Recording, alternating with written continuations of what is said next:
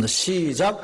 많은 변론이 있은 후에 베드로가 일어나 말하되 형제들아 너희도 알거니와 하나님이 이방인들로 내 입에서 복음의 말씀을 들어 믿게 하시려고 오래전부터 너희 가운데서 나를 택하시고 또 마음을 아시는 하나님이 우리에게와 같이 그들에게도 성령을 주어 증언하시고 믿음으로 그들의 마음을 깨끗이 하사 그들이나 우리나 차별하지 아니하셨느니라. 그런데 지금 너희가 어찌하여 하나님을 시험하여 우리 조상과 우리도 능히 매지 못하던 멍에를 제자들의 목에 두려느냐. 그러나 우리는 그들이 우리와 동일하게 주 예수의 은혜로 구원받는 줄을 믿노라. 베드로가 지금 어떻게 해요? 교회 최고 수장이 딱 일어나서 한마디 합니다. 너희가 매지 못하는 짐을 너희 제자들에게 왜 지우려 하느니? 너희가 구원받는 이유가 율법이었어? 아니라는 거예요. 주 예수 그리스도를 믿는 은혜로 말미암아 믿음으로 말미암아 구원 얻는다고 선포하는 겁니다.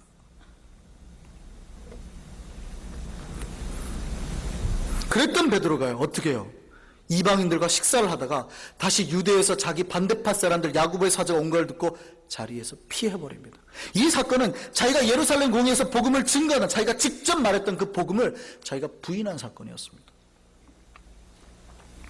베드로 스스로 율법을 지켜야 구원을 받는다는 율법주의자를 옹호하게 된 거예요. 그래서 바울이 베드로를 호되게 책망하는 겁니다. 오늘 본문이 그 내용이에요. 이때 베드로의 행동이 어떻게 영향을 줬냐면 같이 옆에 있던 유대인들, 심지어 누가요? 누구까지도? 오늘 본문 한번 보세요. 누구까지도요? 누구요? 바나바까지도.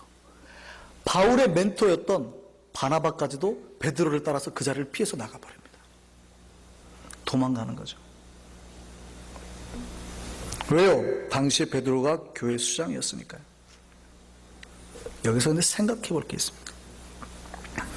요즘에 그 아이들에게 질문하면 성경의 위대한 인물이 누굴까? 누구를 닮고 싶어 하면 많은 아이들이, 교회학교 아이들이 베드로보다는 바울을 많이 뽑는 것 같습니다. 바울이 더 위대한 것 같아요. 그런데 당시의 바울은 어떤 존재였을까요? 과연 베드로보다 더 높게 칭송받는 사람이었을까요? 아닙니다. 바울은 실제로 예수의 12제자에도 들어가지 못한 사람입니다. 그러니까 사도가 아닐 수도 있어요. 그러니까 어떤 신학자는 그렇게 말합니다. 마띠아를 나중에 뽑죠. 가룟 유다가 죽고 난 다음에 마띠아를 뽑죠. 근데 이 마띠아 뽑은 사건이 언제예요? 성령 받기 이전이거든요. 그러니까 마띠아를 뽑은 게 실수였다라고 말을 해요. 그리고 원래 12사자 사도의 그 제자의 수에 포함될 거는 바울이어야 된다고 주장하는 신학자들도 있습니다. 근데 그거는 제가 보기에 조금 안 맞는 얘기 같아요. 본인 스스로도 자기가 주를 만난 사도였다. 그러니까 영적으로 만났다 그러죠. 영적으로 만난 사도였다고 말하기도 합니다. 근데 그 얘기는요, 자기가 진짜 사도로 인정을 못 받는다는 얘기예요. 진짜 사도로 인정을 못 받는다는 얘기입니다. 그러니까 진짜 사도는 그런 주장할 필요 없죠. 자기가 사도니까 내가 사도다 이런 말을 안 해도 됩니다. 제가 여러분에게 안녕하세요 목사 김일국입니다 이렇게 인사합니까? 안녕하세요 김일국입니다 이래도 여러분이 제가 목사인 줄 알죠? 근데 자기가 목사로 인정 못 받는 사람은 꼭 뭐라고 그러겠어요? 안녕하세요 목사 누구입니다 이렇게 인사하겠죠. 왜냐하면 자기가 목사라는 걸 증거해야 되니까.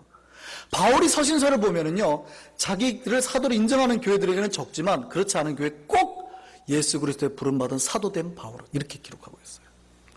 꼭 사도된 바울은, 나 바울은 그렇게 말한다. 그 얘기는 뭐예요? 자기가 사도로서 인정을 못 받고 있다는 얘기입니다. 사실은 바울이 이방인의 전도자가 될 수밖에 없었던 이유도 거기에 있습니다. 유대인들 대상으로 전도를 못해요. 어떻게 해요? 그러니까 어쩔 수 없이 사역지를 이방으로 넓힌 거였어요. 반면에요, 베드로의 영향력은 어떨까요? 유대인과 이방을 초월해서 엄청난 거죠. 그 예수님의 수제자였습니다. 예수님을 3년 동안 다 본 사람이라고요.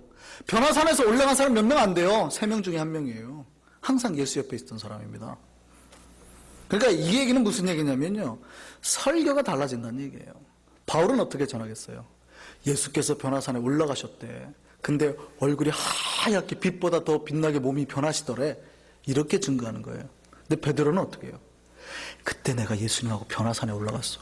갑자기 기도하는데 놀라운 일이 일어나는 거야. 예수님의 얼굴이 빛나는 거지. 제가 깜짝 놀랐어. 내가 그냥 비몽사몽간에 정신이 없었어. 어떻게 지금 설교가 달라진지 아시겠어요? 바울은 간접적으로 들은 말을 했더래 라고, 베드로는요, 내가 했어. 이게 얼만큼 큰 차이를 가져온지 아시겠습니까? 이런 베드로에게요, 교회 최고 수장인 베드로에게요, 바울이 뭐라 그럽니까? 갈라디아서 2장 14절 다시 한번 볼까요? 이렇게 말합니다. 갈라디아서 2장 14절 한번 보시죠. 그러므로 나는 그들이 복음의 진리를 따라 바르게 행하지 아니하는 걸 보고요, 모든 자 앞에서 게바에게, 베드로죠, 게바에게 이르되 네가 유대인으로 이방인을 따르고 유대인답게 살지 아니하면서 어찌하여 억지로 이방인을 유대인답게 살게 하라느냐. 호통치는 겁니다. 그리고 그 다음에 뭐라 그래요? 밑에 16절 한번 볼까요?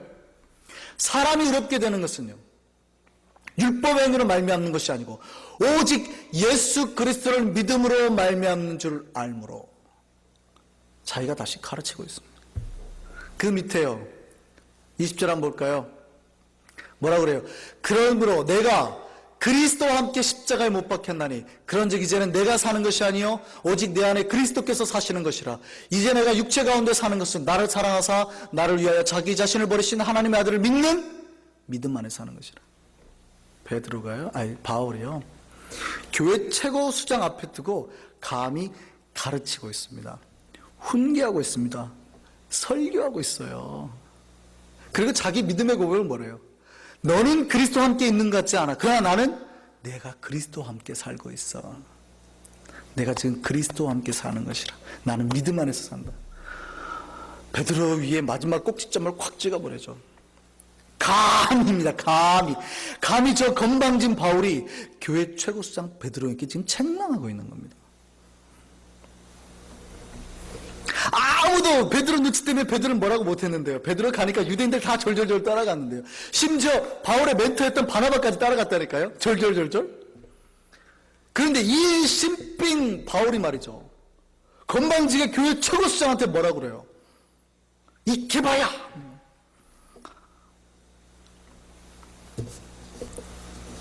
이 바울이, 이 베드로가 어떻게 반응해야 됩니까?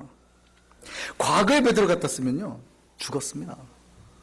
금방 이게 쿡 올라갔죠. 이게 그냥 이런 건방진, 너 몇 살이 아니면 감히 천하의 사도 앞에서 이 사도 축에도 못 뛰는 것이 어디, 이렇게 가지 않겠어요? 예전에는 예수 잡혀갈 때 칼 빼가지고 귀를 벤 사람이라니까요. 막 뛰어듣는 사람이라니까요. 물속에도 막 뛰어들어요. 그냥 막 달려가는 사람이에요. 예수님은 안 됩니다. 예수님이 아니라고 했는데 절대 안 할 겁니다. 이랬던 사람이라고요. 그런데 이 천하의 건방진 바울이 지금 뭐라고 그래요? 교회 최고 수장한테 대고. 이게 지금 정확하게 이해가 안 됐어요. 목사님들은 딱 이해되는데. 예를 들어 한경진 목사님 돌아가기 전에 영락교회에 있는데요, 제가 가가지고 한경진 목사님 그렇게 하실 겁니까?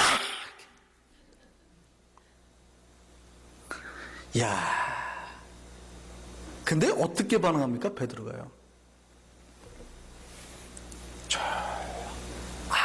아무런 말을 안 합니다. 이게 베드로의 능력입니다. 이게 진정 변화받은 베드로의 모습이라니까요. 예수께서 뭐라고 말합니까? 너희가 그날에, 그들이 예수에 그럽니다. 내가 주의 이름으로 권능을 행하고요, 기적을 행했다고요. 뭐라고 그래요? 내가 너희를 도무지 알지 못하노니 불법을 행하는 자들아 내게서 떠나가라. 그들의 행위가 예수의 열매를 맺지 못했어요. 성령의 열매를 맺지 못했어요. 능력도 행하고 기사도 행했는데 예수께서 모른대요. 이게 변화된 능력이 아니라는 거예요. 이게 예수 믿고 변화된 능력이 아니라는 거예요. 그거 일어나는 게 나쁘다는 뜻이 아닙니다. 기도하면 능력이 일어나요. 진짜 중요한 게 뭐예요? 진짜 변화된 그 베드로의 진짜 모습이 뭐예요? 오늘 본문에 이거 있다는 얘기입니다. 내가 성령이 충만한가 아닌가 하는 거는요, 내가 소유한 능력으로 나타나지 않는다는 겁니다. 여러분, 심령의 변화했다는 얘기입니다. 어떤 이는 그럽니다. 예수를 믿어도 기질은 안 변한다고 주장합니다. 그리고 자기의 잘못된 성품을 그대로 간직하고 사역하는 경우가 있습니다. 그런데 성령의 참 은혜를 받은 사람은 그렇지 않습니다. 이거 잘 기억하셔야 돼요. 기질은 안 변하는 거예요. 천상은 절대 안 변해요. 체질은 안 변해요. 자기가 하나님부터 원래 받은 그 체질은 안 변합니다. 그러니까 열정적인 사람이 예수를 믿었다고 해서 소심한 사람은 변하지는 않습니다. 열정적인 거 그대로 쓰임 받습니다. 그러니까 어떻게 해요? 변화된 베드로가 10사도를 뒤에 두고 누가 말해요? 10사도 중에서 베드로가 나서 말하잖아요. 평상시 말하기 좋아하고 드러내기 좋아했던 베드로의 열정 그대로 하나님 쓰시는 거예요. 베드로가 나와서 10사도를 뒤에 세우고 선포했더니 몇 명이 회개했다고요? 3,000명이 회개하는 일이 일어나잖아요. 그러니까 그 기질대로 그대로 쓰신다고요. 그런데 그 막 나간 성질 아직도 살아있습니까? 아니라는 거예요. 베드로는 그의 단점이었던 거칠고 사나운 성질에서 온전히 하나님의 성품으로 바뀌어졌습니다. 베드로의 위대함은 여기에 있습니다. 여러분 어떻게 변화되기를 원하십니까? 능력으로 변화되기를 원하십니까? 저는 여러분에게 감히 말합니다. 성령의 열매로 말미암아 베드로처럼 변화되기를 원합니다. 변화된 베드로처럼 주님 앞에 아름답게 쓰임받기를 원합니다. 정말 위대한 인물로 저와 여러분이 변화되기를 원합니다. 14년이 지난 후에 우리의 모습이 베드로와 같아지기를 간절히 바랍니다.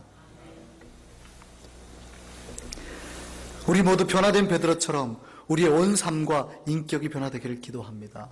이것이 오늘 우리에게 받은 기도의 제목이며 계시의 말씀입니다. 이것 붙들고 더 많이 주님 앞에서 변화되기를 몸부림치는 저와 여러분 우리 모든 교우들 되기를 간절히 기도합니다. 기도하겠습니다.